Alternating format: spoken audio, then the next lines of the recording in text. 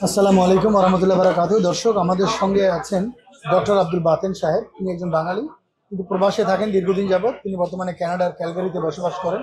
প্রতি বছরই তিনি জলসায় আসেন এবং আমার জানা মতে বিশ্বের বিভিন্ন দেশের জলসায় তার যোগদান করার সৌভাগ্য হয়। আমরা তার সঙ্গে কথা বলবো।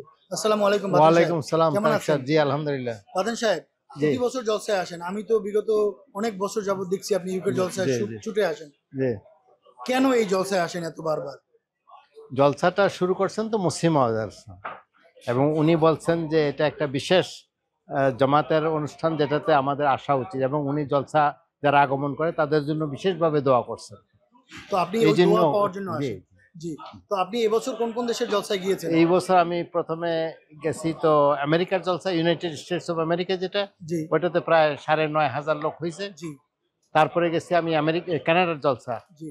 ওইটাতে প্রায় ২৩,০০০ লোক হয়েছে। কানাডার জলসায় গিয়েছেন মানে আপনি আমি তো ক্যালগারিতে থাকেন, ক্যালগারিতে টরন্টোতে টরন্টো গিয়েছি। জলসায় জি আছেন। জি ওইটা কানাডাতে প্রায় দুই জায়গায় জি জলসা জি হয়। চার ঘন্টা ফ্লাইট জি। ক্যালগারি থেকে টরন্টো, এটা বড় টরন্টো। দেশ তো। জি।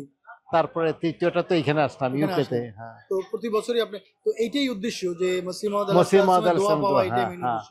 তো হ্যাঁ। আপনি কি লাভ করেছেন, মানে কি পেয়েছেন এখন পর্যন্ত? মানে মসিহ মাউদ তো দোয়া করেছেন, কিন্তু আপনি কিছু অ্যাচিভ করেছেন কিনা?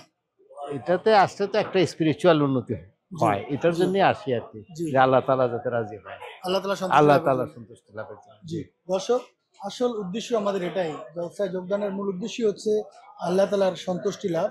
আর এই ইউকের জলসার বিশেষত্ব হচ্ছে যে সারা পৃথিবীর মানুষ শান্তির খোঁজে যে জিনিসটা প্রত্যাশা করছে বা যেটা পাওয়ার আশা করছে, সেটা হচ্ছে খলিফা, এক নেতা।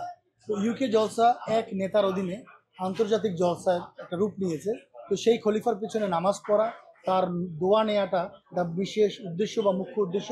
সেজন্যই এখানে তারা জি ছুটে আসেন। আমরা সবাই যেন খলিফার দোয়ায় ধন্য হই, জলসার বরকত লাভ করে ধন্য হই। আপনারা আমাদের জন্য দোয়া করবেন। জলসা মোবারক।